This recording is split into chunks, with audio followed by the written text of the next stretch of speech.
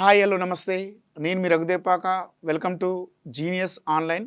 2025లో group 2 and group 3 target పెట్టుకొని prepare అవుతున్న అభ్యర్థుల కోసం మన జీనియస్ ఆన్లైన్ మిషన్ సంకల్ప్ 2025 పేరుతోటి గ్రూప్ 2కి సంబంధించి, ముఖ్యంగా గ్రూప్ 3కి సంబంధించి ఆన్లైన్ టెస్ట్ సిరీస్ అయితే ప్రారంభించడం జరిగింది.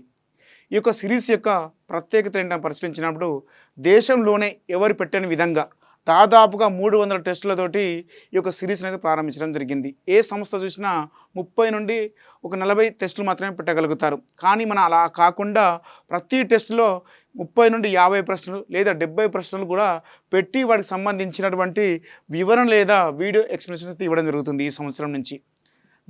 గతంలో గ్రూప్ 2 జరిగినప్పుడు దాదాపుగా ఈ యొక్క టెస్ట్ సిరీస్ను 6 నుంచి 7,000 మంది ఈ యొక్క టెస్ట్ సిరీస్ రాశారు.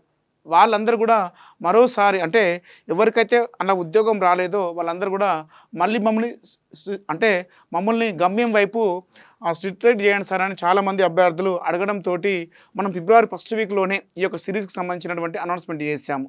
అప్పటికే చాలామంది అభ్యర్థులు ఒక 400 నుండి 500 మంది జాయిన్ అయ్యారు అనౌన్స్మెంట్ చేయడంతో.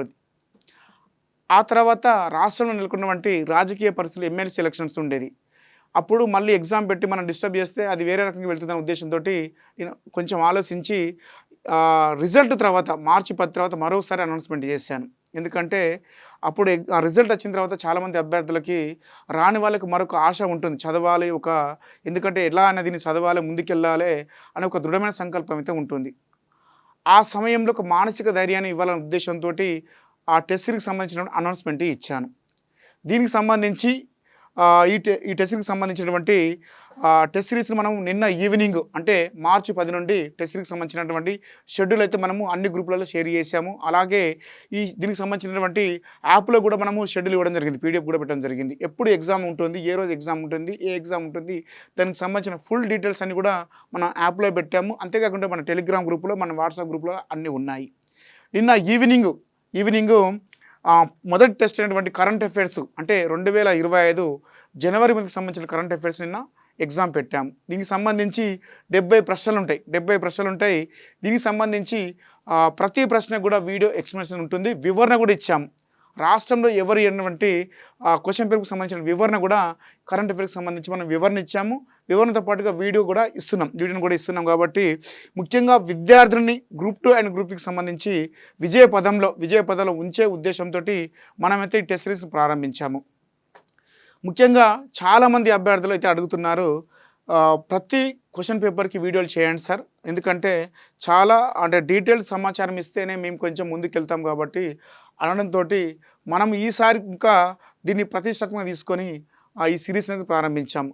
ఎప్పుడైతే మొన్న అనౌన్స్మెంట్ చేశామో అంతకుముందు చాలామంది అభ్యర్థులు, అంటే ఎగ్జామ్ ముందు, గ్రూప్ 2కి సంబంధించి ఎగ్జామ్ ముందు కూడా చాలామంది అభ్యర్థులు జాయిన్ అయ్యారు. వాళ్ళందరూ కూడా కొత్తగా తీసుకోవాల్సిన అవసరం అయితే లేదు. ఎందుకంటే ఎగ్జామ్ అక్టోబర్ 6, నవంబర్లో వరకు మనకు కంప్లీట్ అయ్యే అవకాశం కనిపిస్తుంది. ఎందుకంటే అనౌన్స్మెంట్ జరుగుతుంది కాబట్టి గ్రూప్ 2కి సంబంధించి నోటిఫికేషన్ మే ఎండింగ్ లేక జూన్ 2కి వచ్చే అవకాశం అయితే కనిపిస్తుంది. కాబట్టి ఇప్పటి నుండే ప్రిపరేషన్ చేస్తే ఎగ్జామ్ కూడా ఇప్పుడు ఒక 1 మంత్ 2 మంత్స్ దొరుకుతుంది, తర్వాత ఒక 4 మంత్స్ టైం దొరుకుతుంది. కాబట్టి ఒక 6 నెలల టైం ఉంటుంది. కాబట్టి ఈ 6 నెలలు ఒక ప్రణాళికబద్ధంగా ప్రిపేర్ కాండి. ఎందుకంటే టైం పోతే మన చేతిలోకి రాదు. ఎందుకంటే ఇప్పుడున్న సమయంలోనే ఒక పటిష్టమైన ప్రణాళిక వేసుకొని మీరు ప్రిపరేషన్ చేస్తేనే మళ్ళీ ఉద్యోగం సాధించే దిశలో ఉంటారు తప్ప మళ్ళీ చూద్దాంలే అంటే మాత్రం నెక్స్ట్ మళ్ళీ నోటిఫికేషన్ చూసే అవకాశం అయితే వస్తుంది. మరి ముందే చెప్తున్నా, ఓకేనా? అయితే నిన్న జరిగినటువంటి ఎగ్జామ్కి సంబంధించి ఈరోజు మనం ఒక 70 ప్రశ్నలు ఉంటాయి. దీనికి సంబంధించి మనం పేపర్ ఎక్స్ప్లెనేషన్ అయితే చూద్దాం. రైట్, జనవరి మంత్ 2025 కరెంట్ అఫైర్స్కి సంబంధించి మనం మొదటి ప్రశ్నకు సంబంధించి చూస్తున్నాం ప్రజెంట్. రైట్, ఫస్ట్ క్వశ్చన్ చూస్తే 82వ గోల్డెన్ గ్లోబ్ అవార్డ్స్ 2025 గురించి ఈ కింది వాక్యాలను గమనించి సరైన సమాధానం గుర్తించండి అని అడగడం జరిగింది. ఫస్ట్ ఏ ఆప్షన్ చూస్తే 82వ గోల్డెన్ గ్లోబ్ అవార్డులు 2025 ప్రధానోత్సవ వేడుక జనవరి 5న అమెరికాలోని న్యూయార్క్లో బ్లేవర్స్ హిల్స్లో జరిగిందట. ఫస్ట్ ఆప్షన్ చూసినప్పుడు మనకు చూడండి, ఇది రాంగ్ ఉంది. ఎలానో చూద్దాం. 82వ గోల్డెన్ గ్లోబ్ అవార్డులు 2025 ప్రధానోత్సవ కార్యక్రమం ఎక్కడ జరిగిందంటే ఇది 2025 జనవరి 5న అమెరికాలోని, అంటే ఆదివారం రోజున న్యూయార్క్లోని జరిగిందని ఇవ్వడం జరిగింది. న్యూయార్క్లోని ఇవ్వడం జరిగింది. ఇది రాంగ్ అండి, ఇది రాంగ్ ఇవ్వడం జరిగింది. ఇక్కడ కాలిఫోర్నియాలో జరిగింది, కాలిఫోర్నియాలో జరిగింది. రైట్, దీనికి సంబంధించి కాలిఫోర్నియాలో జరిగింది కాబట్టి ఇది wrong, first option wrong. Option B చూస్తే ది బ్రూటలిస్ట్ చిత్ర దర్శకుడు బాడీ కార్బెట్కి ఉత్తమ దర్శకుడు పురస్కారాన్ని గెలుచుకున్నాడట. ది బ్రూటలిస్ట్ అనేది ఈ యొక్క నామినేషన్లో అంటే 82వ గోల్డెన్ గ్లోబ్ అవార్డ్స్ ఉన్నాయి కదా, ఈ అవార్డ్స్లలో ఈ యొక్క చిత్రం అనేది రెండవ ఆధిక్యాన్ని ప్రదర్శించింది. ఈ యొక్క ది బ్రూటలిస్ట్ చిత్ర దర్శకుడు బాడీ కార్బెట్కి ఉత్తమ దర్శకుడు పురస్కారం అయితే లభించింది. ఇది రైట్. నెక్స్ట్ భారత్ నుండి ఫాయల్ కఫాడియా దర్శకత్వంలో వచ్చిన all we imagine has light cinema అనేది ఉత్తమ దర్శకుడు ఉత్తమ చిత్ర విభాగంలో పోటీ పడింది. ఈ యొక్క చిత్రం అనేది all we imagine has light అనే చిత్రం అనేది అంటే భారత్ నుండి నాన్ కన్వెన్షనల్ అంటే ఇంగ్లీష్లో కాకుండా ఉత్తమ చిత్రంలో విభాగంలో, అంతేకాకుండా ఉత్తమ దర్శకుడు విభాగంలో పోటీ పడింది. కానీ ఈ రెండు విభాగాల నుంచి ఇది అవార్డును గెలుపొందలేకపోయింది. కాబట్టి ఇది రైట్. ఉత్తమ చిత్రం నాన్ ఇంగ్లీష్ విభాగంలో ఫ్లో సినిమా అనేది అవార్డును దక్కించుకుందట.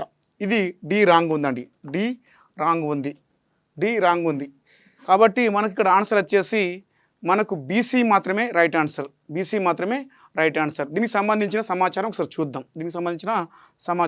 చూద్దాం. రైట్, మనకు గోల్డెన్ గ్లోబ్ అవార్డ్స్ 2025 మనకు తీసుకుంటే జనవరి 5న ఆదివారం రోజున అమెరికాలోని కాలిఫోర్నియాలో ఈ యొక్క అవార్డ్స్ యొక్క ప్రధానోత్సవం జరిగింది. ఇది గోల్డెన్ గ్లోబ్ అవార్డ్స్ ప్రధానోత్సవం జరిగింది. దీనికి హోస్ట్గా ఎవరు వ్యవహరించారంటే నిక్కీ గ్లేజర్ అనేవాళ్ళు దీనికి సంబంధించి హోస్ట్గా వ్యవహరించడం జరిగింది. ఓకేనా, హోస్ట్గా వ్యవహరించడం జరిగింది. రైట్.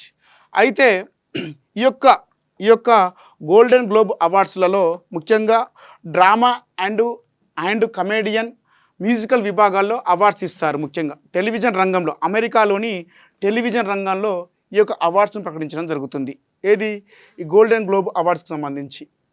ఓకేనా, దీనికి సంబంధించి అయితే ఈ యొక్క గోల్డెన్ గ్లోబ్ అవార్డ్స్లలో అత్యధికంగా నామినేషన్స్ లేక అత్యధిక అవార్డ్స్లు పొందిన మూవీ ఏంటిదంటే ఎమిలియా ఫెరేజ్ అనే మూవీ పెంచి చిత్రం అనేది ఈ యొక్క అవార్డ్స్లలో ఎక్కువ అవార్డ్స్ పొందడం జరిగింది.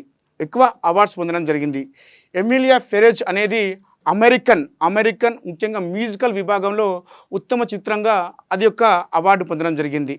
డ్రామాకు సంబంధించి ది బ్రూటలిస్ట్ అనే చిత్రం అనేది ఉత్తమ చిత్రంగా అవార్డు పొందడం జరిగింది. ది బ్రూటలిస్ట్ అనే చిత్రం అనేది డ్రామాకు సంబంధించి ఉత్తమ చిత్రంగా అవార్డు పొందగా, మ్యూజికల్ అండ్ ఫ్రెంచ్కి సంబంధించినటువంటి ఎమిలియా ఫెరేజ్ అనే చిత్రం అనేది ఆ చిత్రం అనేది ముఖ్యంగా తీసుకుంటే మ్యూజికల్ అండ్ కమెడియన్ ప్లేస్లో అది అవార్డు పొందడం జరిగింది. దీనికి సంబంధించి ఉత్తమ నటి విభాగంలో చూసినప్పుడు ఐ యామ్ స్టిల్ హయ్యర్ అనే చిత్రానికి ఫెర్నాండా టోరెస్ అనే ఆవిడకి ఉత్తమ నటి పురస్కారం రావడం జరిగింది. అంతేకాకుండా అదే విభాగంలో ది సబ్స్టాన్స్ అనే మూవీకి డేమీ మూర్కి కూడా ఈ యొక్క అవార్డు ఉత్తమ నటి పురస్కారం రావడం జరిగింది. నెక్స్ట్ ఆండ్రియన్ నికోలస్ బాడీ అనే ఇతనికి సంబంధించి తీసుకుంటే ఇతను ది బ్రూటలిస్ట్ చిత్రానికి గాను ఉత్తమ నటి పురస్కారం రావడం జరిగింది. ఇతనికి ఏది ఆండ్రియన్ నికోలస్ బ్రాడీకి ఇతనికి ఉత్తమ నటి పురస్కారం రావడం జరిగింది. Next Sebastian Stan the different man అనే చిత్రానికి మ్యూజికల్ అండ్ కమెడియన్ అనే విభాగంలో ఇతనికి ఉత్తమ నటుడు అనే పురస్కారం రావడం జరిగింది. ది సెబాస్టియన్ స్టాన్ అనే అతనికి ది డిఫరెంట్ మ్యాన్ అనే మూవీ చిత్రానికి గాను మ్యూజికల్ అండ్ కామెడీ విభాగంలో ఇతనికి ఉత్తమ నటుడు పురస్కారం రావడం జరిగింది. రైట్. ఇదే విభాగంలో చూసుకున్నప్పుడు ఇంతకుముందు మనం మాట్లాడుకున్నటువంటి అంశం ఏంటంటే ఉత్తమ చిత్రం నాన్ ఇంగ్లీష్ విభాగంలో ప్లో సినిమా అనేది ఫ్రెంచ్ అవార్డుని గెలుచుకుందంటే ఇది వచ్చేసి నాన్ ఇంగ్లీష్ విభాగంలో కాదండి, మామూలుగా యానిమేటెడ్ మూవీకి గాను ప్లో సినిమాకి ఉత్తమ చిత్రం అవార్డు రావడం జరిగింది. మరి ఉత్తమ చిత్రం అవార్డు అందుకున్న మూవీ ఏంటిదంటే ది యానిమేటెడ్ చిత్రం అనేది పో చిత్రానికి రావడం జరిగింది. దానికి తీసుకుంటే ఎమిలియా ఫెరేజ్ అనేది పెంచు అనే చిత్రానికి ఉత్తమ చిత్రం అవార్డు రావడం జరిగింది. అది మ్యూజికల్ అండ్ కమెడియన్ విభాగంలో. అలాగే తీసుకుంటే ది బ్రూటలిస్ట్ అనే చిత్రానికి మనకు తీసుకుంటే డ్రామా విభాగంలో ఉత్తమ చిత్రంగా ఎంపిక కావడం జరిగింది. అదే విధంగా తీసుకుంటే మనకు ఈ యొక్క ది బ్రూటలిస్ట్ చిత్రానికి దర్శకుడైనటువంటి అతనికి ఉత్తమ దర్శకుడు పురస్కారం రావడం జరిగింది. ఓకేనా, చాలా చాలా వెరీ వెరీ ఇంపార్టెంట్. ఇక్కడ నుండి బిట్టు మనకు గ్రూప్ 1 ఎగ్జామ్ జరిగిన, ఒకవేళ ఈ సంవత్సరంలో గ్రూప్ 1 ఫిలిమ్స్ జరిగిన, ఇంకా చాలా ఎగ్జామ్స్ వస్తున్నాయి. ఎందుకంటే ఫారెస్ట్ బీట్ ఆఫీసర్ ఉంది, కానిస్టేబుల్ ఎస్ఐ ఉంది. ఏదో ఎగ్జామ్లో ఇక్కడ నుంచి బిట్ రావడానికి అయితే ఆస్కారం అయితే ఉంది. ఓకేనా, రైట్. నెక్స్ట్ క్వశ్చన్ చూద్దాం. Next question, global firepower index 2025కి సంబంధించి ఈ కింది వాక్యాలను గమనించి సరైన వాటిని గుర్తించండి. మనకు ఫస్ట్ ఆప్షన్ చూస్తే ఈ జాబితాలో ముఖ్యంగా గ్లోబల్ ఫైర్ పవర్ ఇండెక్స్ అనేది ముఖ్యంగా తీసుకుంటే ఈ యొక్క సంస్థ ఏం చేస్తుందంటే మామూలుగా దీన్ని దేశవ్యాప్తంగా ప్రపంచవ్యాప్తంగా ఉన్నటువంటి సైనిక విభాగాలు అత్యంత ఖర్చు పెడుతున్నటువంటి ఆర్థిక సంబంధిత సామాజిక అనేక అంశాలను ఆధారంగా చేసుకొని ఒక 60 అంశాల ఆధారంగా చేసుకొని ఈ ఇండెక్స్ అయితే ప్రకటించడం జరుగుతుంది. ఈ ఇండెక్స్ ప్రకారం తీసుకుంటే మనకు చాలా వెరీ వెరీ ఇంపార్టెంట్, ఈ క్వశ్చన్ కూడా రావడానికి ఆస్కారం ఉంటుంది. ఈ జాబితాలో ఫస్ట్ చూస్తే మనకు సరైన వాటిని గుర్తించడం ఇవ్వడం జరిగింది. రైట్. ఈ జాబితాలో అత్యంత శక్తివంతమైన సైనిక శక్తిగా మొదటి స్థానంలో అమెరికా నిలవగా ఇందులో రష్యా సెకండ్ ప్లేస్లో, చైనా థర్డ్ ప్లేస్లో ఉండడం జరిగింది. ఆ తర్వాత తీసుకుంటే భారత్ అనేది ఈ యొక్క జాబితాలో 4th ప్లేస్లో ఉంది. ఏది చాలా చాలా very very important. Global firepower index 2025లో భారత్ యొక్క స్థానం ఎంత అని అడగవచ్చు. ఈ యొక్క జాబితాలో మన యొక్క భారత్ వచ్చేసి 4th ప్లేస్లో ఉంది. ఈ యొక్క జాబితాలో మొదటి స్థానంలో ఉన్నటువంటి వరుసగా మొదటి 4 స్థానాలను గుర్తించడం అడగవచ్చు. ఫస్ట్ ప్లేస్ వచ్చేసి మనకు అమెరికా, సెకండ్ వచ్చేసి రష్యా, థర్డ్ వచ్చేసి చైనా, 4th వన్ వచ్చేసి ఇండియా ఉండడం జరిగింది. రైట్. 2025 గాను ప్రపంచంలోనే అత్యంత శక్తివంతమైన సైనిక శక్తి గల దేశాలలో టాప్ 5 దేశాలలో భారత్ అనేది నిలిచిందట. మరి 5లో ఉంది కాబట్టి ఇది కూడా రైటే. ఫస్ట్ వన్ రైటే, సెకండ్ వన్ రైటే. రైట్. సి ఆప్షన్ చూస్తే పాకిస్తాన్ 2024లో 9వ స్థానం నుండి 2025లో 12వ స్థానానికి పడిపోయిందట. ఇది కూడా రైటే ఉంది. ఇది చాలా చాలా వెరీ వెరీ ఇంపార్టెంట్ అంశం. కాబట్టి మనకు ఈ జాబితాలో 2025కి సంబంధించి గ్లోబల్ ఫైర్ పవర్ ఇండెక్స్ సంబంధించి మనం చూసినప్పుడు మొదటి స్థానాన్ని అమెరికా ఆక్రమించింది. సెకండ్ వచ్చేసి రష్యా ఆక్రమించింది. ఈ యొక్క జాబితాలో చైనా 3వ ప్లేస్, ఇండియా వచ్చేసి 4వ ప్లేస్లో ఉంటుంది, భారత్ వచ్చేసి 4వ ప్లేస్లో ఉంది. ఈ యొక్క జాబితాలో పాకిస్తాన్ వచ్చేసి 12th ప్లేస్లో ఉంది. ఓకేనా, చాలా చాలా very very important. Right. Next question చూద్దాం. ప్రపంచ తెలుగు సమైక్య 12వ మహాసభల గురించి ఈ కింది వాక్యాలను గమనించి సరైన సమాధానాన్ని గుర్తించండి. ఇక్కడ సరైన సమాధానం గుర్తించండి అడగడం జరిగింది. చూద్దాం ఒకసారి. ఫస్ట్ ఆప్షన్ చూస్తే ప్రపంచ తెలుగు సమైక్య 12వ మహాసభలు జనవరి 3వ తేదీ నుంచి 5వ తేదీ వరకు హైదరాబాద్లోని HICCలో జరిగిందట. ఇది రైట్ ఆప్షన్. రైట్. ప్రపంచ తెలుగు సమైక్య 12వ మహాసభలు హైదరాబాదులోని HICCలో 2025 జనవరి 3 నుండి 5వ తారీఖు వరకు జరగడం జరిగింది. ఇది రైటే ఉండడం జరిగింది. ఈ సందర్భంగా ఈ యొక్క కార్యక్రమాన్ని ఏపీ ముఖ్యమంత్రి అయినటువంటి నారా చంద్రబాబు నాయుడు ప్రారంభించి ముఖ్య అతిథిగా అతనే ప్రసంగించడం జరిగింది ఈ యొక్క సదస్సులోనే. బి ఆప్షన్ చూద్దాం. ఈ సందర్భంగా ప్రపంచ తెలుగు సమైక్య రూపొందించిన తెలుగుదనం అనే పుస్తకాన్ని ఆంధ్రప్రదేశ్ ముఖ్యమంత్రి చంద్రబాబు నాయుడు ఆవిష్కరించారట. ఇది రాంగ్ ఉంది. ఈ సమావేశానికి ఈ సందర్భంగా అంటే ప్రపంచ తెలుగు మహాసభ సమైక్య 12వ మహాసభలు జరుగుతున్నాయి. దీన్ని ప్రారంభించింది ఎవరంటే చంద్రబాబు నాయుడు. వాళ్ళే ఈ యొక్క సభను ఏర్పాటు చేశారు. ఈ సమావేశానికి మన యొక్క ముఖ్యమంత్రి అంటే తెలంగాణ ముఖ్యమంత్రి రేవంత్ రెడ్డి గారు ఈ యొక్క కార్యక్రమానికి అటెండ్ అయ్యి ఆ రోజున తెలుగుదనం అనే పుస్తకాన్ని ఆవిష్కరించడం జరిగింది. కాబట్టి ఇది రాంగ్ ఉంది. సి ఆప్షన్ చూద్దాం. 1993లో అప్పటి ముఖ్యమంత్రి ఎన్టీఆర్ చేతుల మీదుగా ప్రపంచ తెలుగు సమైక్య అనేది ప్రారంభం కావడం జరిగింది. రైట్. 1993 సంవత్సరంలో నాటి ముఖ్యమంత్రి అయినటువంటి ఎన్టీ రామారావు చేతుల మీదుగా ముఖ్యంగా తెలుగు జాతి సమైక్యత కోసం, ముఖ్యంగా రాజకీయంగా, ఆర్థికంగా, సామాజిక విషయాలపైన అవగాహన కల్పించడం కోసం, అంతేకాకుండా తెలుగు జాతి అభ్యున్నతి కోసం 1993లో ఈ యొక్క ప్రపంచ తెలుగు సమైక్యనే ఒక సంస్థను ఎస్టాబ్లిష్ చేయడం జరిగింది. ఇది రైటే ఉంది. నెక్స్ట్, ప్రతి ఐదేళ్లకు ఒకసారి సభ నిర్వహిస్తారట. ఈ యొక్క సభను వచ్చేసి ప్రతి 2 సంవత్సరాలకు ఒకసారి నిర్వహించడం జరుగుతుంది. అయితే మొదటి సమావేశం ఎప్పుడు జరిగిందంటే 1996లో జరిగింది. 1996లో జరిగింది. కాబట్టి ఇది మనకు రాంగ్ ఉంది. కాబట్టి మనకు ఏసీ మాత్రమే right answer. Right. Next question చూద్దాం. నెక్స్ట్ క్వశ్చన్ వచ్చేసి 2025 సంవత్సరానికి గాను ఇన్స్టిట్యూషనల్ విభాగంలో ప్రతిష్టాత్మక సుభాష్ చంద్రబోస్ ఆపద ప్రబంధన్ అవార్డును ఈ కింది వాటిలో ఏ సంస్థకు కేంద్ర ప్రభుత్వం ప్రకటించిందట. మరి యొక్క పురస్కారాన్ని ఎందుకు ఇస్తారు అంటే ప్రకృతి వైపరీత్యాలను ఎదుర్కోవడంలో నిస్వార్థంగా సేవలు అందించిన సంస్థలకు లేదా వ్యక్తులకు సుభాష్ చంద్రబోస్ ఆపద్ ప్రబంధన్ పురస్కారాన్ని ప్రకటిస్తారు.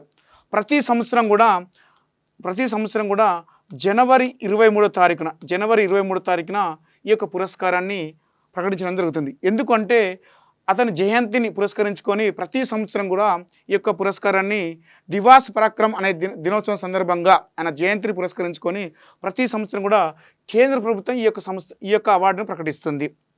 అయితే ఈ యొక్క అవార్డును ముఖ్యంగా సంస్థలకైతేనేమో 51 లక్షలు సంస్థలకైతేనేమో, అలాగే వ్యక్తులకైతేనేమో 5 లక్షల రూపాయలు అవార్డు కింద ప్రకటించడం జరుగుతుంది. రైట్. ప్రతి సంవత్సరం కూడా జనవరి 23 తారీఖున సుభాష్ చంద్రబోస్ జయంతిని పురస్కరించుకొని కేంద్ర ప్రభుత్వము ఈ పురస్కారాన్ని ప్రకటిస్తుంది. ఎక్కడ ప్రకృతి వైపరీత్యాలు సంభవించినప్పుడు ఎదుర్కొనడంలో అంటే నిస్వార్థంగా సేవలు అందించిన సంస్థలకు కానీ వ్యక్తులకు కానీ ఈ యొక్క పురస్కారాన్ని ఇస్తారు. ముఖ్యంగా సుభాష్ చంద్రబోస్ 125వ జయంతిని పురస్కరించుకొని సందర్భంగా 2019లో ఈ యొక్క అవార్డును ప్రారంభించడం జరిగింది. రైట్. దీనికి సంబంధించి అయితే ఈ సంవత్సరం గాను ఈ యొక్క 2020 సంవత్సరానికి గాను ఈ యొక్క అవార్డు ఎవరికి వచ్చిందంటే ఇన్కాయిస్ అనే సంస్థకు వచ్చిందట. Indian national centre for ocean information service అనే సంస్థకి ఈ యొక్క అవార్డు రావడం జరిగింది. మరి ఏంటిది ఆ సంస్థ అని చూస్తే మనకు రైట్ ఆ సంస్థ ఏందని చూసుకుంటే మామూలుగా మనకు అంటే ప్రపంచవ్యాప్తంగా ముఖ్యంగా హిందూ మహాసముద్రానికి తీసుకుంటే ఇన్కాయిస్ అనే సంస్థ ముఖ్యంగా ప్రకృతి వైపరీత్యాలు విపత్తులు సంభవించినప్పుడు తొందరగా ఇమీడియట్గా హెచ్చరికలను జారీ చేస్తుంది. ఈ సందర్భంగా ఇన్కాయిస్ అనే సంస్థకి 2025 సంవత్సరానికి గాను ఇది సుభాష్ చంద్రబోస్ ఆపద ప్రబంధన్ పురస్కారాన్ని అవార్డు ఇవ్వడం జరిగింది. ఈ యొక్క అవార్డుకు సంబంధించి తీసుకుంటే మనకు 1999లో ఇన్కాయిస్ అనే సంస్థను ఏర్పాటు చేశారు. మరి ఎవరు ఏర్పాటు చేశారంటే ఇండియాకి సంబంధించి ఇండియన్ సునామీ ఎర్లీ వార్నింగ్ సంస్థ 1999లో ఇన్కాయిస్ అనే సంస్థను ఏర్పాటు చేయడం జరిగింది. ఎవరు ఏర్పాటు చేశారంటే Indian tsunami early warning centre అనేది ఈ యొక్క ఇన్కాయిస్ అనే సంస్థను ఏర్పాటు చేయడం జరిగింది.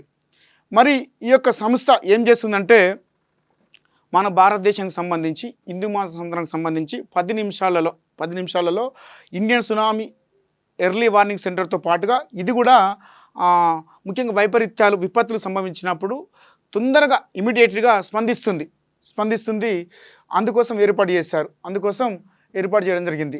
ముఖ్యంగా సముద్ర సంబంధిత విపత్తులను ఎదుర్కోవడంలో ఈ సంస్థ క్రియాశీలక పాత్ర పోషిస్తుంది. ఇన్కాయిస్ అనే సంస్థ రైట్. భారతదేశానికి సంబంధించి ఈ సంస్థ క్రియాశీలక పాత్ర పోషిస్తుంది. ముఖ్యంగా షరత్ అనే ఒక సంస్థని ఇన్కాయిస్ అని ఏర్పాటు చేయడం జరిగింది. షరత్ అంటే search and risk and air tools అనే సంస్థ ఏర్పాటు చేయడం జరిగింది. ఈ యొక్క సంస్థ ఏం చేస్తుందంటే సముద్రంలో తప్పిపోయిన వ్యక్తులకు సంబంధించి అలాగే వస్తువులకు సంబంధించి ముఖ్యంగా నావీకి సంబంధించి ఇండియన్ కోస్ట్ గార్డ్కి సంబంధించి అలాగే నేవీకి సంబంధించి తీర ప్రాంత సిబ్బందికి సంబంధించి సమాచారం అందించడంలో షరత్ అనే సంస్థ క్రియాశీలక పాత్ర పోషిస్తుంది. ఓకేనా. ఏది search and rescue aided tools అని దీన్ని పేర్కొనడం జరిగింది. అంటే దీని షరతుని ఏమంటారంటే search and rescue and aided టూల్స్గా పేర్కొంటారు. అంతేకాకుండా ఇన్కాయిస్ను ఇటీవల యునెస్కో ఏం చేసిందంటే అంటే విపత్తులు సంభవించినప్పుడు అత్యుత్తమ అంటే హెచ్చరికలు జారీ చేసే అత్యుత్తమ సంస్థగా ఈ యొక్క ఇన్కాయిస్ను యునెస్కో ప్రకటించడం జరిగింది. అంటే ఒక మంచి సంస్థ అని ప్రకటించడం జరిగింది. అంతేకాకుండా 2021లో ఈ యొక్క ఇన్కాయిస్కు ఏ అవార్డు వచ్చిందంటే disaster risk reduction excellence award రావడం జరిగింది. 2021లో రావడం జరిగింది. Disaster risk reduction excellence award రావడం జరిగింది. అలాగే 2024కు సంబంధించి తీసుకుంటే geo stational world excellence maritime service and award రావడం జరిగింది దీనికి సంబంధించి. ఓకేనా. నెక్స్ట్ క్వశ్చన్ చూద్దాం. 2017 అయి ఉంటుంది, 2021 అయి ఉంటుంది. రైట్. నెక్స్ట్ క్వశ్చన్ చూద్దాం. రైట్. ఈ కింది వాక్యాలను గమనించి సరికాని సమాధానం గుర్తించండి. ఆప్షన్ ఏ 77వ జాతీయ సైనిక దినోత్సవం జనవరి 16న జరుపుకుంటున్నారట. ఇది రాంగ్. ఎందుకంటే జనవరి 15వ తారీఖున జరుపుకుంటున్నాం. రైట్, అది రాంగ్. నెక్స్ట్ భారత తొలి బి ఆప్షన్ చూస్తే భారత తొలి కమాండర్ ఇన్ చీఫ్గా లెఫ్టినెంట్ జనరల్ కేఎం కరియప్ప నియమితులైన సందర్భంగా గుర్తుగా ప్రతి ఏటా ఇది జాతీయ సైనిక దినోత్సవం జరుపుకుంటారట. భారత సైనిక దినోత్సవం ఎప్పుడంటే జనవరి 15.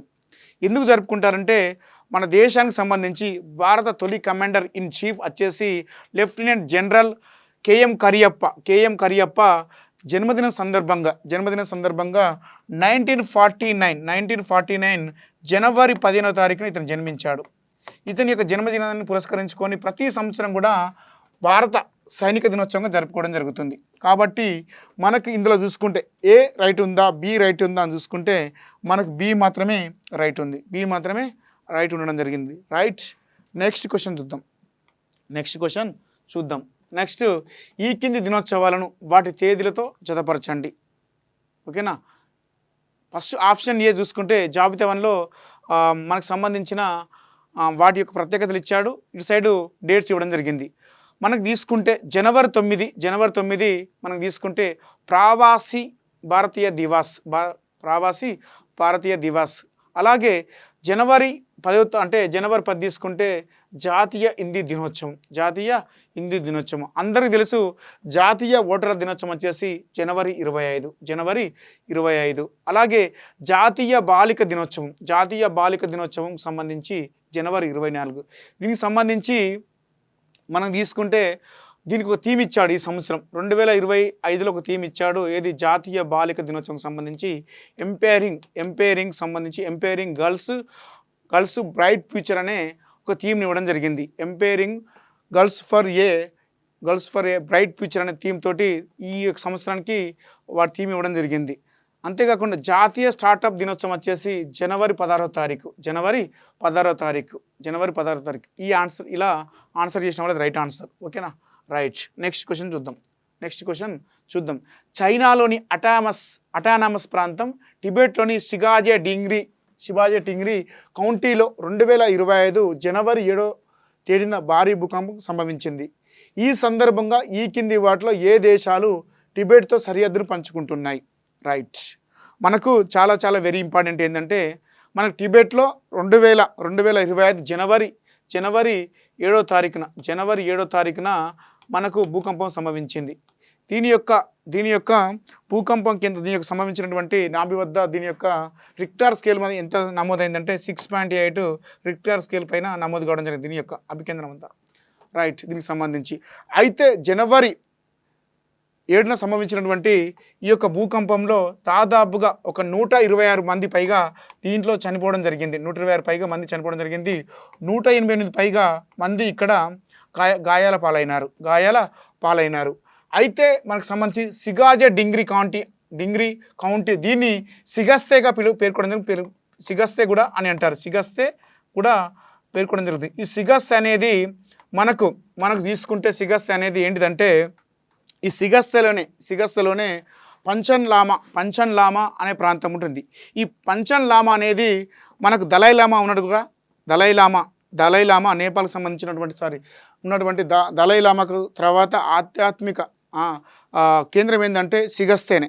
ఈ సిగస్తేలో ఉన్న ప్రాంతమే పంచన్ లామా. ఈ పంచన్ లామా అనేది సిగస్తేనే ఏమంటారంటే టిబెట్కి సంబంధించి ముఖ్యంగా లాసా రీజియన్గా పేర్కొంటారు.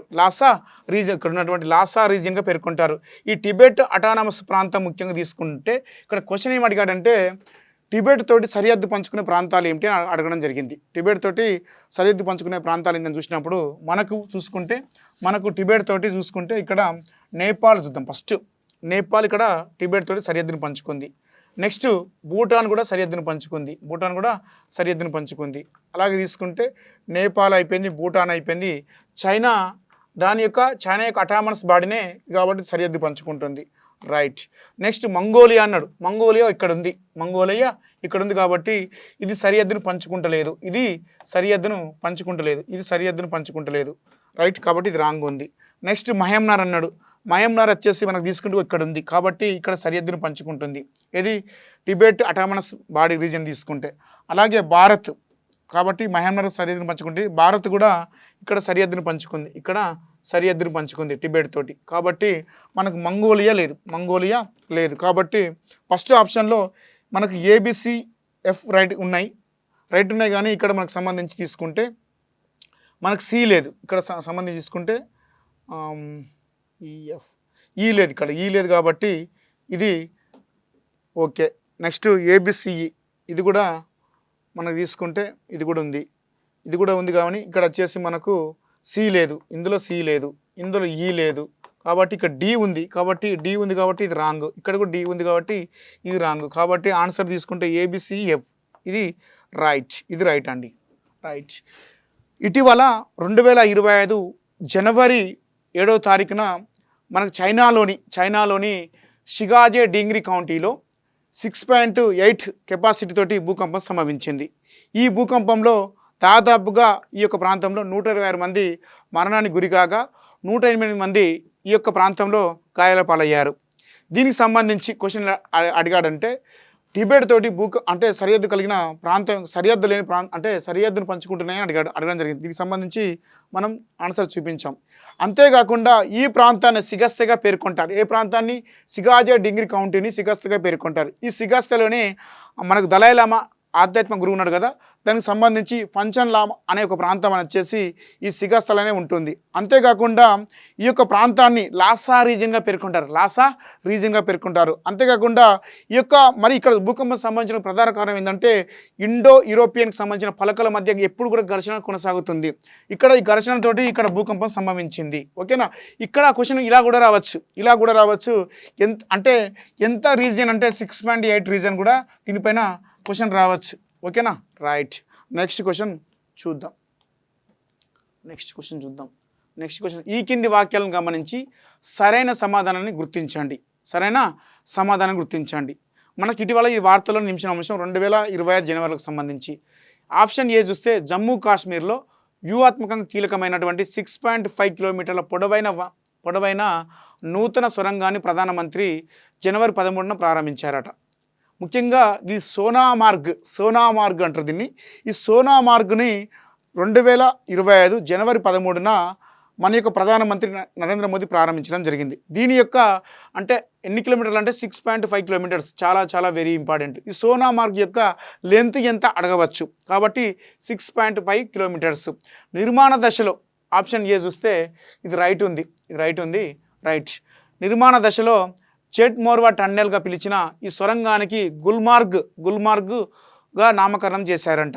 ఇప్పుడే చెప్పాను దీన్ని సోనామార్గ్గా పిలుస్తారని చెప్పాను కాబట్టి ఇది రాంగ్ ఉంది. రైట్.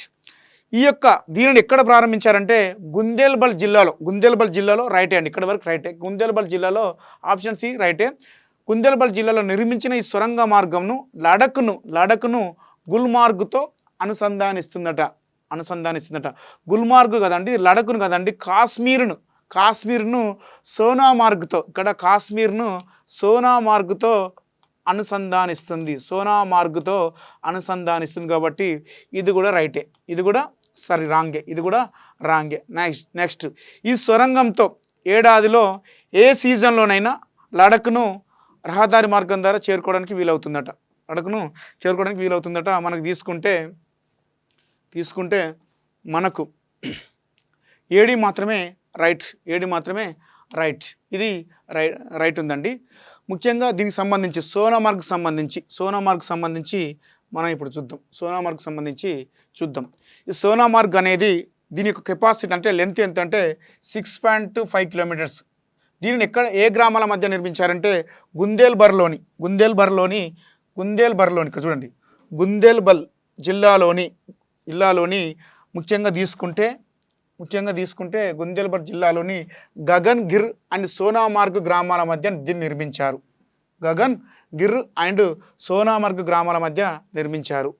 దీన్ని ముఖ్యంగా శ్రీనగర్ అండ్ లెహు జాతీయ రహదారి మధ్య దీన్ని నిర్మించడం జరిగింది. ఇది సోనామార్గ్ని ఎక్కడ నిర్మించారంటే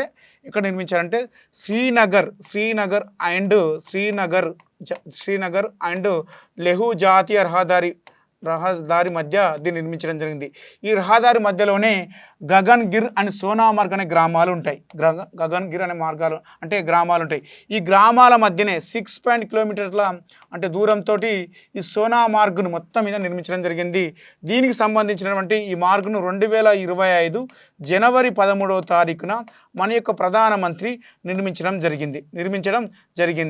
అందుచేతనే దీనికి సోనామార్గ్ అనే పేరు నామకరణం జరిగింది. నిర్మాణ దశలో ఏం పేరు పెట్టారంటే దీనికి చూడండి, నిర్మాణ దశలో జెట్ మోర్వా టన్నెల్గా పిలిచినటువంటి దీనిని ప్రస్తుతం అంటే ఈ జనవరి 13వ తారీఖున దీని పేరు మార్చారు. దాన్ని సోనామార్గ్గా మారడం జరిగింది. రైట్. అయితే ఈ యొక్క సోనామార్గ్ సంబంధించి తీసుకుంటే కాశ్మీర్ను సోనామార్గ్తో కలుపుతుంది. ఈ సోనామార్గ్ అంటే ఈ యొక్క టన్నెల్ అనేది కలపడం జరుగుతుంది. నెక్స్ట్ చూసుకుంటే దీనికి సంబంధించి 2,716 కోట్లతోటి ఈ సోనామార్గ్ నిర్మించారు. ఎన్ని కోట్లతో నిర్మించారంటే 2,716 కోట్లతోటి ఈ యొక్క సోనామార్గ్ నిర్మించారు. చాలా చాలా వెరీ వెరీ ఇంపార్టెంట్. ఇది వార్తలు ఇచ్చిన అంశం కాబట్టి దీనిపైన క్వశ్చన్ రావడానికి ఆస్కారం ఉంటుంది. 9వ క్వశ్చన్, ప్రపంచ బ్లిట్జ్ చెస్ ఛాంపియన్షిప్ 2024 సంబంధించి ఈ కింది వాక్యాలను గమనించి సరికాని వాటిని గుర్తించండి. ఫస్ట్ ఆప్షన్ చూస్తే అంతర్జాతీయ చెస్ సమాఖ్య ప్రపంచ బ్లిట్జ్ ఛాంపియన్షిప్ మహిళల విభాగంలో భారత గ్రాండ్ మాస్టర్ 6 వైశాలి రజత పథకాన్ని గెలుపొందిందట. ఇది రాంగ్ ఉంది. దీనికి సంబంధించి మనం వివరణ చూద్దాం. రైట్. వైశాలి సంబంధించి వరల్డ్ బ్లిట్జ్ ఛాంపియన్షిప్ ఉమెన్స్ సెక్షన్లో విభాగంలో ఆమె బ్రాంజ్ను గెలిచింది, అంటే కాంస్యాన్ని గెలవడం జరిగింది. కాబట్టి అక్కడ రజతం ఇచ్చాడు కాబట్టి అది రాంగ్. ఇది రాంగ్. రైట్. నెక్స్ట్ ఈ యొక్క అంటే అంతర్జాతీయ చెస్ సమాఖ్య సంబంధించి ప్రపంచ బ్లిట్జ్ ఛాంపియన్షిప్లో మహిళల విభాగంలో 6 వైశాలి కాంస్యాన్ని గెలుపొందింది. రైట్. కాబట్టి ఇది రాంగ్. ప్రపంచ బ్లిట్జ్ ఛాంపియన్ చరిత్రలో పథకం నెగ్గిన తొలి భారతీయ, ఇక్కడ తొలి రావాలి. రైట్. తొలి భారతీయ ప్లేయర్గా వైశాలి గుర్తింపు పొందిందట. ఇది కాబట్టి మనకు ఇది రాంగ్ ఉంది.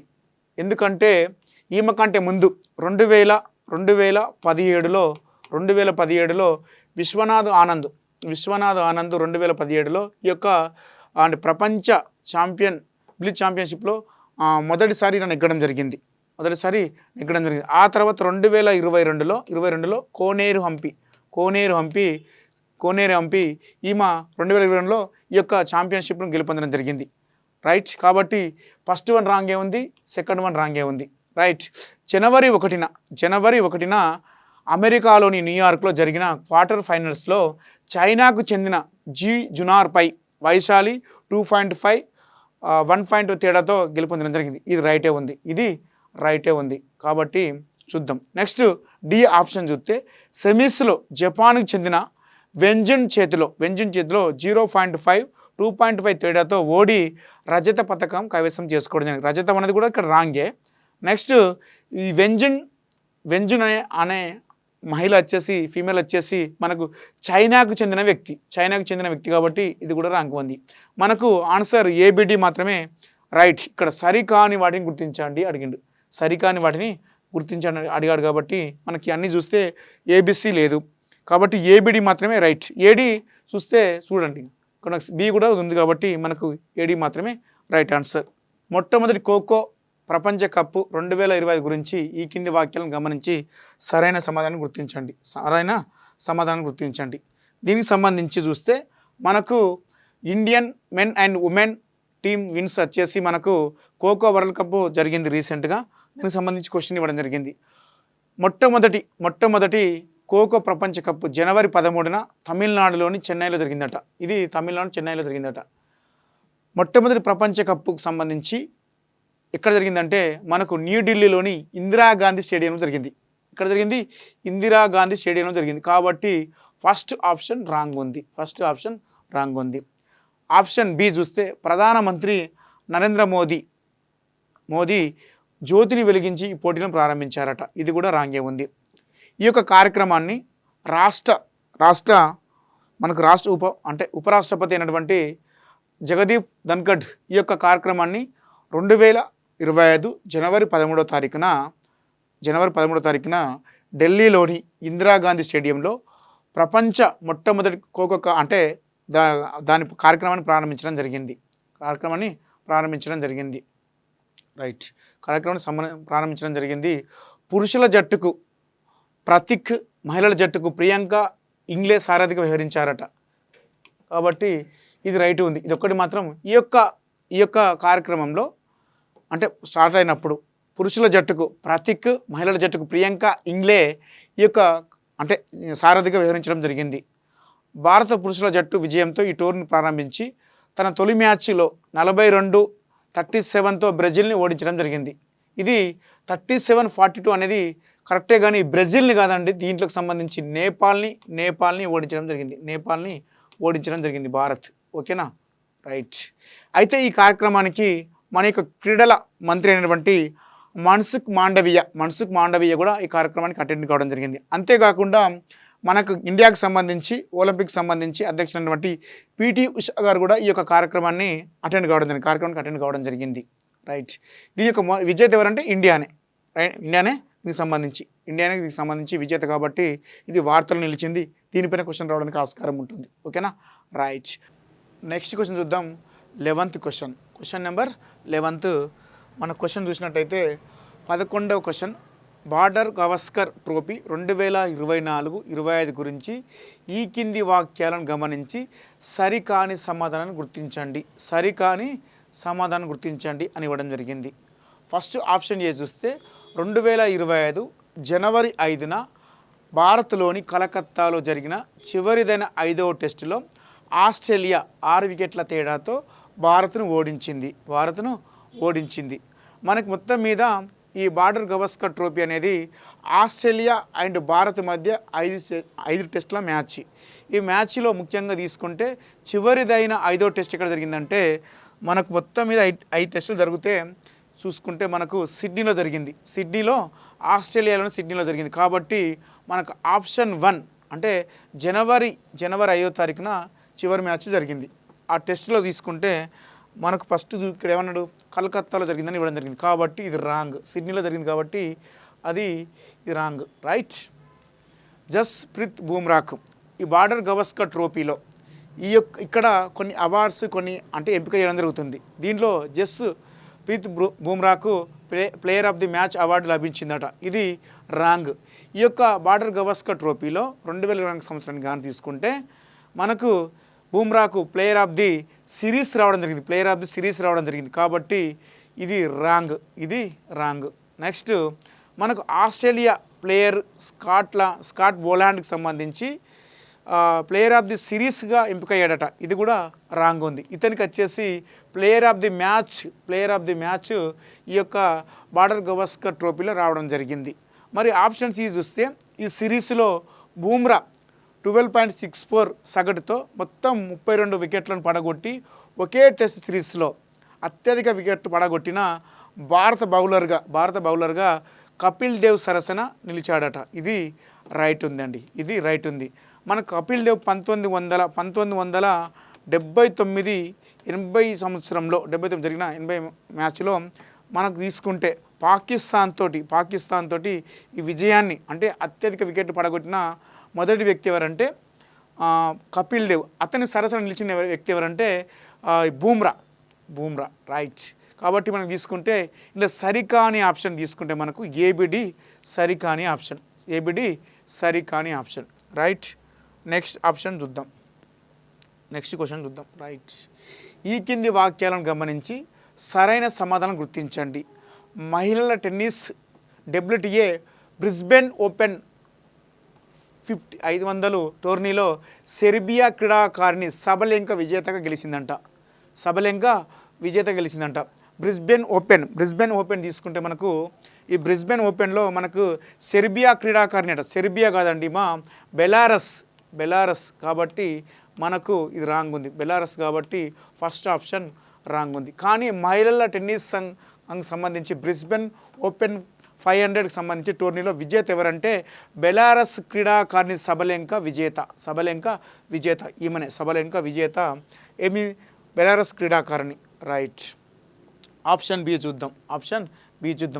2025 జనవరి 5న ఫ్రాన్స్లోని బ్రిస్బెన్లో ముగిసిన టోర్నీలో ఫైనల్లో సబలెంక రష్యాకు చెందిన పొలీనా క్విదెరోమెతోటి గెలవడం జరిగింది. ఎవరు? రష్యాకు చెందినటువంటి పొలీనా క్విదెరోమెతోవాపై గెలవడం జరిగింది. ఇది కూడా రాంగ్ ఉంది. ఎందుకంటే ఫ్రాన్స్లో అన్నాడు. ఇక్కడ గెలవడం మాత్రం నిజమే. సబలెంక ఎవరిపై గెలిచిందంటే రష్యాకు చెందిన పొలీనా క్విదెరోమెతోవాతో గెలవడం జరిగింది. ఆమెపై గెలవడం జరిగింది కాబట్టి ఇక్కడ మనకు పైవేవి సరైనవి కావు. కానీ ఫ్రాన్స్లో కాదండి, ఇది ఆస్ట్రేలియాలో జరిగింది. ఆ చిన్న మిస్టేక్స్ ఇవి, చిన్న మిస్టేక్స్ చూడండి. ఓకేనా? రైట్. కాబట్టి పైవేవు సరైనవి కావు. సరైన సమాధానం గుర్తించండి అంటే మనకు రెండు కూడా సరైనవి కావు. నెక్స్ట్ ఈ కింది వాక్యాలను గమనించి సరికాని సమాధానం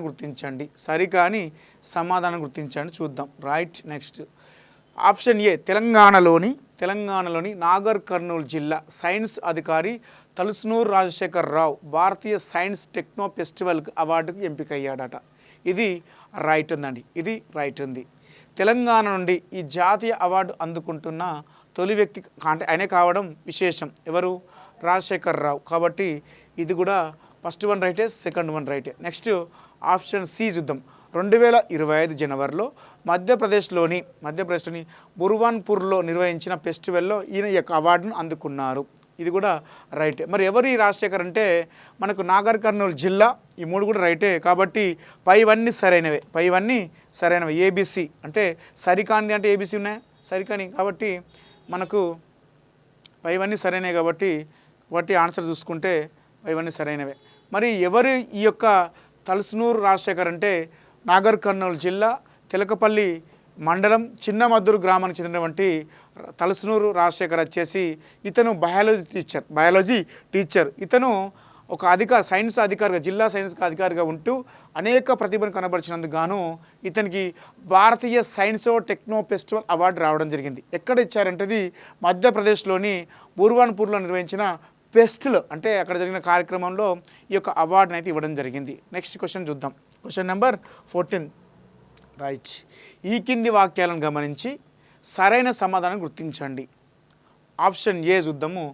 కేంద్ర ప్రభుత్వము పరిసరాల పరిశుభ్రత కార్యక్రమంలో భాగంగా ప్రారంభించిన స్పెషల్ క్యాంపెయిన్ 4.0 ఎక్కువ ప్రాంతాలను శుభ్రపరిచిన విభాగంలో తెలంగాణ ఆర్టీసీ సంస్థకు ఈ యొక్క అవార్డు లభించిందట. ఈ అవార్డు ఎవరికి లభించిందంటే సింగరేణి సంస్థకు లభించింది. ఈ యొక్క సంస్థ ఎవరికి? సింగరేణి సంస్థకు లభించింది. ఇక్కడ చూడండి చిన్న చిన్న మిస్టేక్స్, ఓకేనా. అంటే మామూలుగా ఆర్టీసీ అనే సంస్థ ఇక్కడ శుభ్రపరచదు కాబట్టి చూడండి ఒకసారి చిన్న మిస్టేక్, రైట్. బి వచ్చేసి బొగ్గు మంత్రిత్వ శాఖ ఆధ్వర్యంలో జరిగిన 8న జరిగిన న్యూఢిల్లీలో నిర్వహించిన కార్యక్రమంలో ఆర్టీసీ ఎండి సజ్జనర్ ఈ యొక్క అవార్డును అందుకున్నారు. కాబట్టి మనకు ఇది కూడా రాంగే ఉంది, ఇది కూడా రాంగే ఉంది. కాబట్టి మనకు ఈ సింగరేణి సీఎండి ఎవరంటే బలరాం నాయక్. కాబట్టి ఆ రెండు రాంగే ఉన్నాయి కాబట్టి పైవేవి సరైనవి కావు, ఓకేనా. నెక్స్ట్ క్వశ్చన్ చూద్దాం. Question number 15. Next question number 15 చూద్దాం. ఈ కింది వాక్యాలను గమనించి సరైన సమాధానం గుర్తించండి. భారత విశిష్ట గుర్తింపు ప్రాధికార సంస్థ UIDAI, దీన్ని మామూలుగా తీసుకుంటే మనకు unique identification authority of India, ఏది మనకు తీసుకుంటే చీఫ్ ఎగ్జిక్యూటివ్ ఆఫీసర్గా గౌరీ శంకర్ రావు నరంశెట్టి 2025 జనవరి 1న బాధ్యతలు స్వీకరించారట. ఇతను స్వీకరించలేదండి, ఇతను రాంగ్ ఉంది కాబట్టి ఇతను కాదు. కానీ మనకు అదే రోజున ఏది ఆధార్ కార్డుకు సంబంధించి భారత విశిష్ట గుర్తింపు ప్రాధికార సంస్థ చీఫ్ ఎగ్జిక్యూటివ్ ఆఫీసర్గా భువనేశ్వర్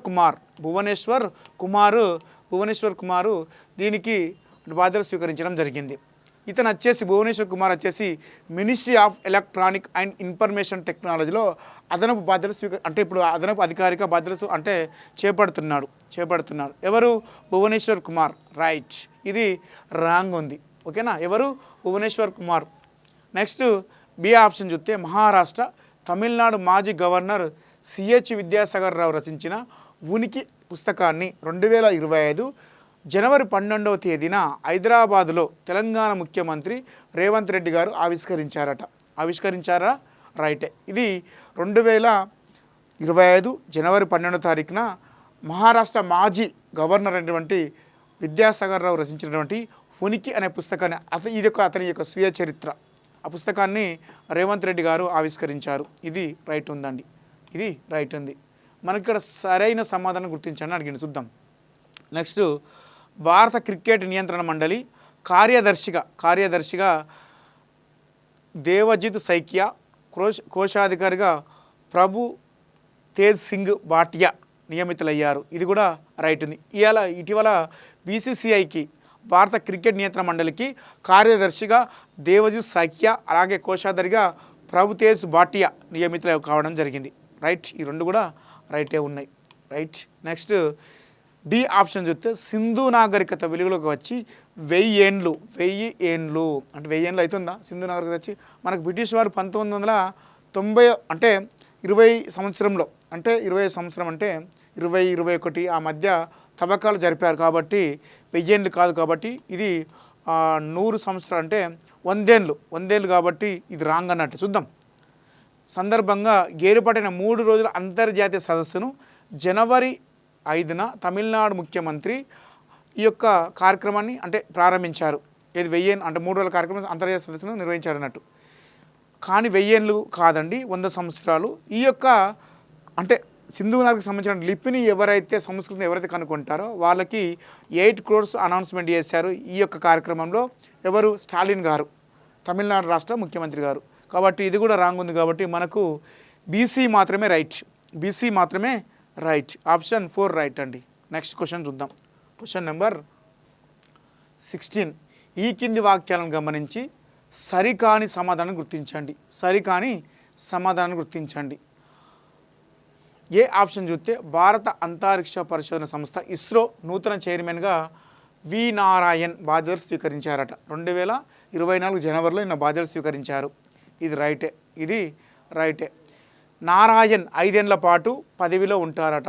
ఇది పదవిలో 2 సంవత్సరాలే ఉంటారు, 2 సంవత్సరాలే ఉంటారు ఈ యొక్క పదవిలో. ఇతని కంటే ముందు ఎవరంటే వి నారాయణ కంటే సోమనాథ్ అనే అతను ఇతని కంటే ముందు ఉండడం జరిగింది. గతంలో నారాయణ్ ఇస్రోకు చెందిన ఏది ఎల్పిఎస్సికి లిక్విడ్ ప్రొపెన్షనల్ సిస్టమ్ సెంటర్కి ఇతను డైరెక్టర్గా వ్యవహరించారట. ఇది రైటే ఉంది, ఇది రైటే ఉంది. ఫస్ట్ వన్ రైటే ఉంది, సి రైటే ఉంది, బి రాంగ్ ఉంది. రైట్. నెక్స్ట్ జిఎస్ఎల్వి MK3కి సంబంధించి CE-20 క్రయోజెనిక్ ఇంజనీరింగ్ అభివృద్ధి చేయడంలో ఇతను క్రియాశీలక పాత్ర పోషించాడు.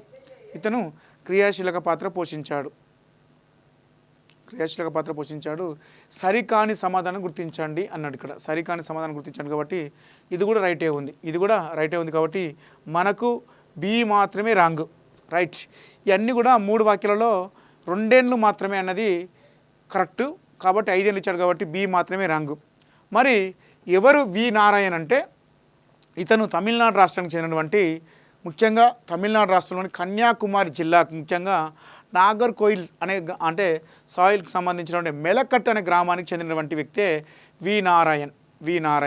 ఇతను 1984లో ఇస్రోలో బాధ్యతలు స్వీకరించి అంటే గత 84 నుంచి ఇప్పటి వరకు ఇస్రోలో కీలక బాధ్యతలు పోషిస్తున్నాడు ఇతను. 1989లో ఇతను ఖరగ్పూర్ ఐఐటి నుండి క్రయోజెనిక్ ఇంజనీరింగ్లో అంటే ముఖ్యంగా అందులో క్రయోజెనిక్ ఇంజనీరింగ్లో మొదటి ర్యాంకులో ఎంటెక్ను పూర్తి చేయడం జరిగింది. ఎవరు వి నారాయణ్. ప్రజెంట్ ఇస్రో చైర్మన్ అటువంటి వి నారాయణ్ గారు 1989లో ఖరగ్పూర్ ఐఐటి నుండి ముఖ్యంగా క్రయోజెనిక్ ఇంజనీరింగ్లో మొదటి ర్యాంకును ఎంటెక్లో పొందడం జరిగింది. అంతేకాకుండా ఇతను పరిశీలించినప్పుడు మనకు తీసుకుంటే 2021లో ఇతను ఏరోస్పేస్ ఇంజనీరింగ్లో పిహెచ్డి పట్టాను కూడా పొందాడు. ఎవరంటే వి నారాయణ్ గారు. ఇతను 1984లో ఇతను ఇస్రోలో చేరడం జరిగింది.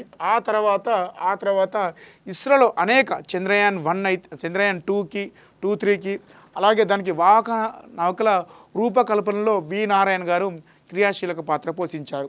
అంతేకాకుండా చంద్రయాన్ 3కి సంబంధించి మనకు నిపుణుల కమిటీ ఉంటుందిగా, దానికి అధ్యక్షత వహించారు. దాంట్లో అంటే చంద్రయాన్ 3కి సంబంధించి అది ముందుకు ఎలాంటి నిర్ణయాలు తీసుకోవడంలో దాంట్లో క్రియాశీలక పాత్ర పోషించారు వి నారాయణ గారు.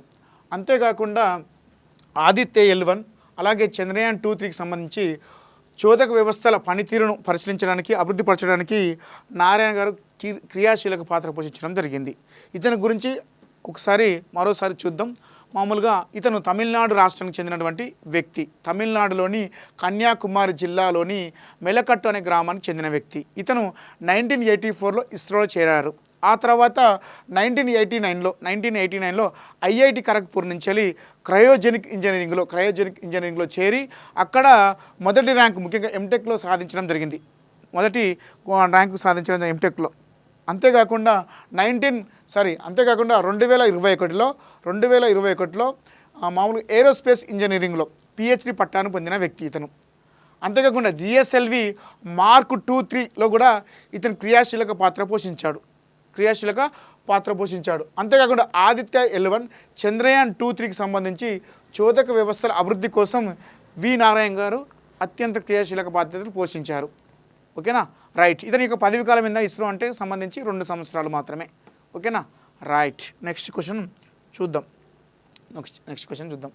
17వ క్వశ్చన్ చూస్తే ఈ కింది వాక్యాలను గమనించి అవి ఏ యుద్ధ నౌకకు సంబంధించినవో గుర్తించండి. Project 1B guided missile destroyer project కింద అభివృద్ధి చేస్తున్న 4వ యుద్ధ నౌక ఏది? ఈ కింది వాడిలో చూసుకుంటే INS సూరత, INS మోరోగావా, INS వికాసపట్నమా, లేకుంటే INS వాగ్షీరా, INS నీలగిరి అని ఇవ్వడం జరిగింది. చూద్దాం. దీనికి సంబంధించి 4వ యుద్ధ నౌక ఏది? ప్రాజెక్టు 1B అంటే మనకు కనిపించేది ఏంటంటే INS సూరత్. చూద్దాం. విశాఖపట్నం తరగతికి చెందినదట. ఇది కూడా INS సూరత్ అనేది విశాఖపట్నం తరగతికి చెందినది. అత్యంత బరువైన యుద్ధ నౌక గంటకు గంటకు వేగంతో నడిచేది ఏంటంటే INS సూరత్ మాత్రమే. 56 కిలోమీటర్స్తో నడుస్తుంది. ఇది 16 బ్రహ్మోస్ అంటే బ్రహ్మోస్ యాంటీ షిప్ క్రూయిజ్ మిసైల్స్ని మోసుకెళ్తుంది.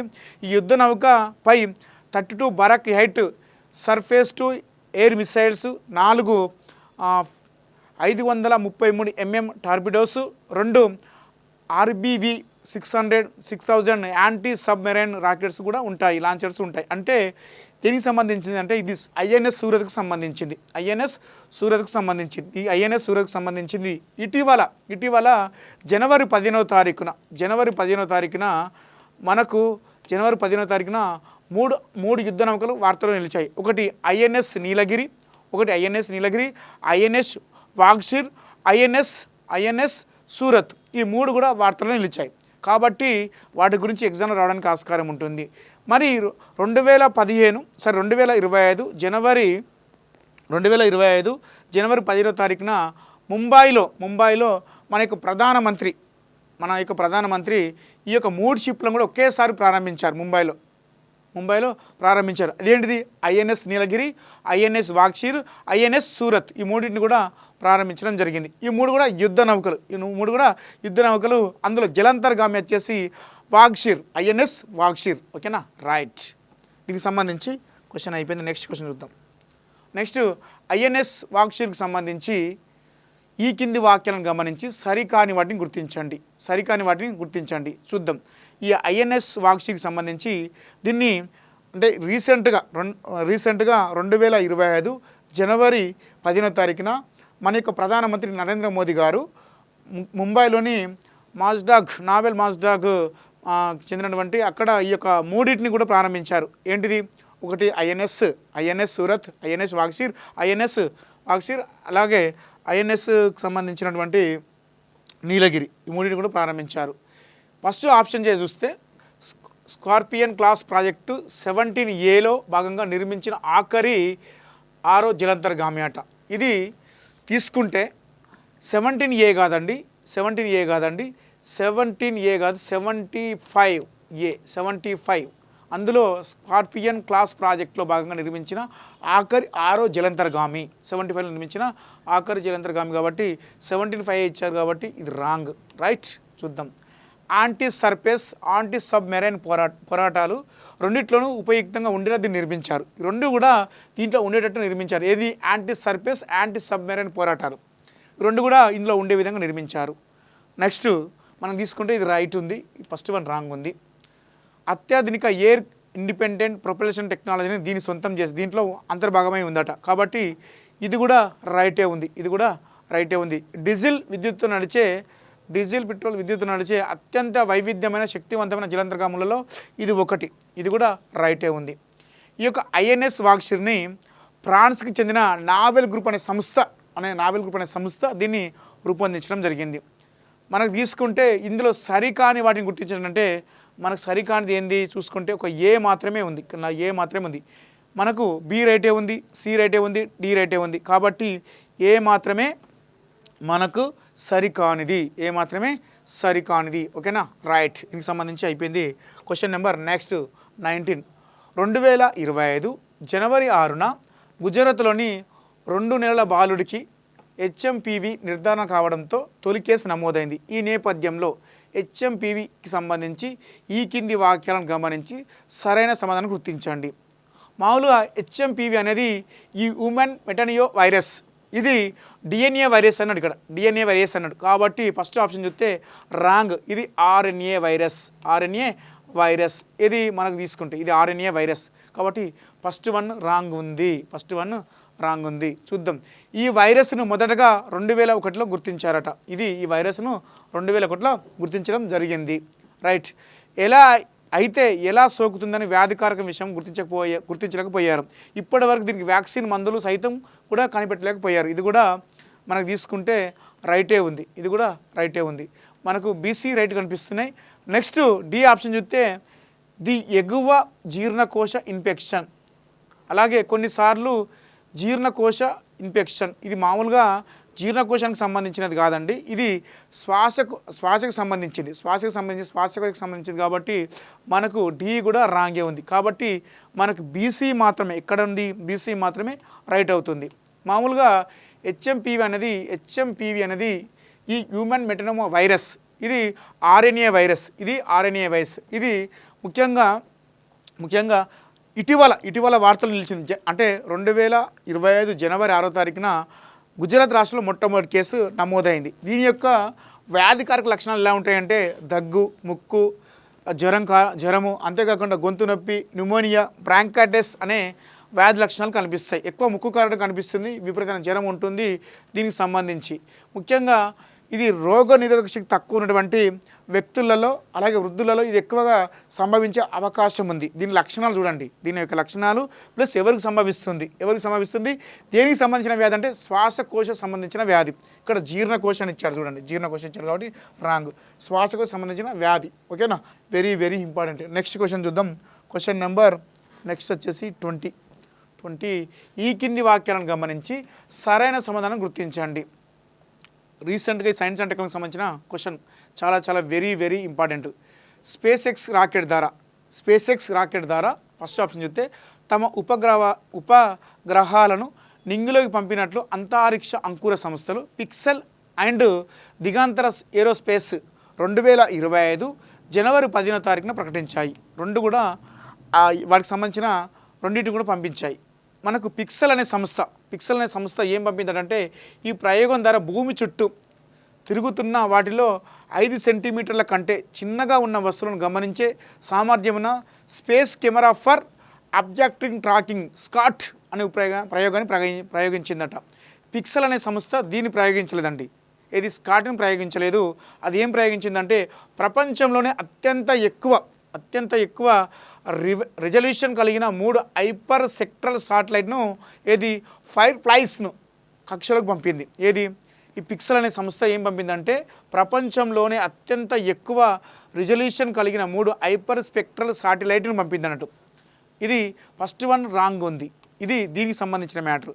అలాగే దిగాంతర ఏరోస్పేస్ అనేది ఏం పంపిందంటే ఇది రాంగ్ అవుతుంది కాబట్టి అదేం పంపిందంటే భూమి చుట్టూ తిరుగుతున్నటువంటి వాటిలో 5 సెంటీమీటర్ల కంటే తక్కువ ఉన్న చిన్నగా ఉన్న వస్తువులను గమనించే సామర్థ్యం ఉన్న space camera for objective tracking అనే స్కట్ అనే ఉపగ్రహాన్ని పంపింది. వాస్తవం చెప్పాలంటే ఇది దీనికి పంపింది. కాబట్టి ఇక్కడ మనకు సి కూడా రాంగే ఉంది. కాబట్టి మనకు ఇక్కడ సరైన సమాధానం అంటే ఏ మాత్రమే. చిన్న చూడండి, ఇగో ఇది మామూలుగా స్కట్ ఏం చేస్తుంది అంటే ఎవరు పంపిందంటే దిగంతర ఏరోస్పేస్ పంపింది.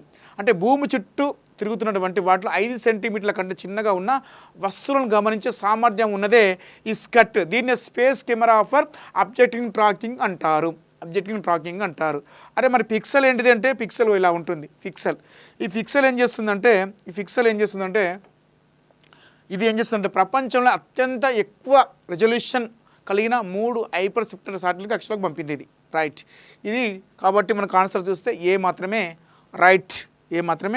Right. Next question number INS నీలగిరికి సంబంధించి మనకు 3 వార్తలు నిలిచాయి, అందుకే తీసుకొచ్చాం. ఎందుకంటే చాలా వెరీ వెరీ ఇంపార్టెంట్. ఒకటి INS Surat, INS Vagsheer, INS Nilgiri. ఇవి 2025 జనవరిలో మనకు మన యొక్క ప్రధానమంత్రి ముంబైలో ప్రారంభించారు. ఈ 3 యుద్ధ నౌకలను ప్రారంభించారు. దేశ చరిత్రలో 3 యుద్ధ నౌకలు ప్రారంభించడం అనేది ఒక గొప్ప విషయం. ఒకటేసారి అంటే ప్రఖ్యాతిగా 3 యుద్ధ నౌకలు మొట్టమొదటిసారిగా ప్రారంభించడం జరిగింది. దానికి సంబంధించి చూస్తే ఐఎన్ఎస్ నీలగిరి చూస్తున్నాం. దీనిని ప్రాజెక్ట్ 70ఏలో భాగంగా నిర్మితమైనటువంటి స్టెల్త్ ఫ్రిగేట్. ఇది రైట్ అండి, రైట్. ఓకేనా. ఆప్షన్ బి చూస్తే ఈ యుద్ధ నౌకపై ఎల్లవేళలా 8 BrahMos super sonic cruise missiles రెడీగా ఉంటాయట ఎప్పుడు కూడా. దీనిపైన ఏది ఐఎన్ఎస్ నీలగిరి పైన అన్నీ కూడా రెడీగా ఉంటాయట. దీనిని Indian navy worship bureau design చేయగా మజగావ్ డాక్ షిప్ అనేది బిల్డర్స్ అనే వాళ్ళు దీన్ని నిర్మించడం జరిగింది. ఏది ఐఎన్ఎస్ నీలగిరిని ఎవరు నిర్మించారంటే మజగావ్ డాక్ షిప్ అనే బిల్డర్స్ వాళ్ళు నిర్మించారు. దీన్ని డిజైన్ చేసింది ఎవరంటే Indian navy worship design bureau వాళ్ళు డిజైన్ చేశారు. ఓకేనా. ఇది కూడా రైటే ఉంది. శత్రువుల మిసైల్స్ను నింగిలోనే సేధించి సముద్రంలో కూల్చే శక్తి ఈ యొక్క ఐఎన్ఎస్ నీలగిరికి సొంతమాట. కాబట్టి ఇది కూడా రైటే. ఓకేనా, ఇది కూడా రైట్. 4 కూడా రైట్ ఉన్నాయి కాబట్టి ఏబిసిడి రైట్ అండి, A B C D right. Question number next question number 22 question చూద్దాం. ఈ కింది వాక్యాలను గమనించి సరికాని సమాధానం గుర్తించండి. మనకు ప్రతి సంవత్సరం కూడా ఎన్లీ అండ్ పార్ట్నర్స్ అనే సంస్థ పాస్పోర్ట్లకు సంబంధించి వీసా రహితంగా ట్రావెల్ చేయగల గమ్యస్థానాల ఆధారంగా ప్రతి సంవత్సరం కూడా ఒక నివేదికను ఇస్తుంది. ఈ నివేదిక ఆధారంగా పాస్పోర్ట్ అంటే లేకున్నా కూడా ఆ దేశాలను అంటే సందర్శించవచ్చు. దీనికి సంబంధించి ఈ సంవత్సరానికి గాను ఎన్లీ అండ్ పార్ట్నర్స్ అనే సంస్థ మొత్తం మీద ప్రపంచంలోని 199 దేశాలను తీసుకుందమ్మా. తీసుకుంటే అత్యంత శక్తివంతమైన పాస్పోర్ట్ జాబితాను ఇటీవల 2024 జనవరి 8న ప్రకటించింది. ఈ జాబితాలో ఫస్ట్ ఆప్షన్ చూస్తే ఇక్కడ సరికాని సమాధానం గుర్తించామని అడిగాడు. ఫస్ట్ ఆప్షన్ చూస్తే ఎన్లీ అండ్ పార్ట్నర్స్ అనే సంస్థ మొత్తం 199 దేశాల్లో అత్యంత శక్తివంతమైన పాస్పోర్ట్ జాబితాలను 2025 జనవరి 8న ప్రకటించడం జరిగింది. ఓకేనా. ఫస్ట్ ఆప్షన్ బి చూస్తే ఈ జాబితాలో 2020 సంవత్సరానికి గాను భారత్ వచ్చేసి 86వ స్థానంలో ఉందట. చూద్దాం, ఇది రాంగ్ ఉంది. ఎందుకంటే భారత్ వచ్చేసి ఈసారి 85వ స్థానంలో ఉండడం జరిగింది. రైట్, 85వ స్థానంలో ఉండడం జరిగింది. అయితే ఆప్షన్ సి చూద్దాం. కాబట్టి ఇది రాంగ్. First option right. ఈ జాబితా ప్రకారం భారత్ పాస్పోర్టుతో 57 దేశాలకు వీసా లేకుండానే ప్రయాణించే వీలుంది. కాబట్టి ఈ యొక్క జాబితా ప్రకారము 57 దేశాలను ప్రయాణించవచ్చట. కాబట్టి ఇది కూడా రైటే ఉంది. ఆప్షన్ డి ప్రపంచంలోనే అత్యంత శక్తివంతమైన పాస్పోర్ట్ల జాబితాలో సింగపూర్ వరుసగా 2వ స్థానంలో నిలిచింది. 2024లో కూడా సింగపూర్ మొదటి ప్లేస్లో ఉంది. అలాగే 2025లో కూడా సింగపూర్ అనేది మొదటి ప్లేస్లో ఉంది. మరి ఈ జాబితాలో చూద్దాం ఒకసారి. కాబట్టి మనకు ఇది కూడా రైటే ఉంది. కాబట్టి ఏసీడీ మాత్రమే సరికానిది. ఏంటిదని చూసుకుంటే ఇక్కడ బి మాత్రమే సరికానిది. ఎన్లీ అండ్ పార్ట్నర్ అనే సంస్థ ప్రపంచవ్యాప్తంగా 199 దేశాలను తీసుకున్నప్పుడు ఇందులో మొదటి స్థానంలో, అంటే ఈ సంవత్సరానికి కానీ మొదటి స్థానంలో నిలిచిన దేశం ఏంటంటే సింగపూర్. గతంలో కూడా సింగపూరే మొదటి స్థానంలో ఉంది. ముఖ్యంగా దీన్ని ఎలా తీసుకుంటే వీసా రహితంగా ట్రావెల్ చేయగల గమ్యస్థానాల ఆధారంగా తీసుకొని దీన్ని ఎన్లీ అండ్ పార్ట్నర్ అనే సంస్థ ప్రతి సంవత్సరం తీసుకొస్తుంది. ఈ యొక్క జాబితాలో భారత్ వచ్చేసి 85వ స్థానంలో ఉంది. కాబట్టి ఇది రాంగ్. గతంలో 2024 సంబంధించి తీసుకుంటే గతంలో 80వ స్థానంలో ఉంది. అంటే 5 స్థానాలు దిగజార్చుకుంది. ఏది భారత్ అనేది 5 స్థానాలను ఈ యొక్క సూచీలో దిగజారడం జరిగిందని చెప్పుకోవచ్చు. ఇలా ప్రతిరోజు కూడా మనం టెస్ట్ సిరీస్ సంబంధించి అంటే ఏ టెస్ట్ ఉన్నా సరే దానికి సంబంధించి నెక్స్ట్ డేనే మన యాప్లో అప్లోడ్ చేస్తాం. దీనికి సంబంధించి మీరు ఈ కోర్సుకు సంబంధించి రఘుదేపాక జీనియస్ అనే యాప్లో కోర్సు ఉంటుంది. ఎవరికైనా ఇంట్రెస్ట్ ఉంటే తీసుకోండి. ఎందుకంటే పకడ్బందీగా ఒక ప్రణాళిక ప్రకారం ఎప్పటికప్పుడు అవేర్నెస్ కల్పిస్తూ ముందుకు పోతున్నాం. ఎందుకంటే చాలా ఇంట్రెస్ట్గా అంటే ఉద్యోగ సాధనలో క్రియాశీలక పాత్ర పోషించాలనే ఉద్దేశంతో అంటే అభ్యర్థుల యొక్క అన్నింటిలో కూడా మనమే ముందు ఉండాలని అనుకుంటున్నాం ఈ సంవత్సరం. ఎందుకంటే అందరికంటే కూడా పుస్తకాలు ఎక్కువ ముద్రించింది నేనే. అటు తెలుగు మీడియంలో ఇటు ఇంగ్లీష్ మీడియంలో ఎక్కువ పుస్తకాలు ముద్రించింది నేను గ్రూప్స్ అభ్యర్థుల కోసం అయితే. అలానే ఈసారి కాంపిటేటివ్ రంగంలో ముఖ్యంగా ఆన్లైన్ టెస్ట్ సిరీస్లో టాప్లో ఉండాలని నేను ఈ ప్రణాళికతో మీ ముందుకు వస్తున్నాను. కాబట్టి దీన్ని అందరూ ఆదరిస్తారని, అంతేకాకుండా మీ యొక్క విజయ పదంలో ఈ యొక్క టెస్ట్ సిరీస్ ముఖ్యంగా క్రియాశీలక పాత్ర పోషిస్తుంది. ఎందుకంటే 300 టెస్టులు ప్రతిరోజు కూడా షెడ్యూల్ ప్రకారం ఎగ్జామ్స్ ఉంటాయి. ఎందుకంటే ఆల్రెడీ నేను వర్క్ చేశాను. ఎప్పుడైతే ఎగ్జామ్స్ అయిపోయినాయో అప్పటి నుండి వర్క్ చేస్తూనే ఉన్నా. ఎందుకంటే నేను ఖాళీగా ఉండడం నాకు ఇష్టం ఉండదు. కాబట్టి వర్క్ చేస్తూనే ఉన్నా. ఆ వర్క్ ఈరోజు మీ ముందుకు వస్తుంది. కానీ అందరూ ఆదరిస్తారు అని అనుకుంటున్నాను. వీలైతే అందరూ కూడా తీసుకోండి. ఎందుకంటే మీ విజయపథంలో క్రియాశీలక పాత్ర పోషిస్తుంది ఈ కోర్సు. ఎందుకంటే ఒక షెడ్యూల్, ఒక టైం టేబుల్ ఉంటే నువ్వు ఎక్కువ స్కోర్ చేయవచ్చు, ఎక్కువ రివిజన్ చేయవచ్చు. కాబట్టి తీసుకోండి. ఇది గూగుల్ ప్లే స్టోర్లో రఘుదేపాక జీనియస్ అనే యాప్లో ఉంటుంది. ఇదే పోస్టర్ ఉంటుంది. కేవలం 999 రూపాయలు 300 టెస్టులు. ప్రతి టెస్ట్ కూడా వివరణ ఎక్స్ప్లెనేషన్ ఉంటుంది. ఓకేనా. అందరికీ all the best. Thank you అండి. రైట్.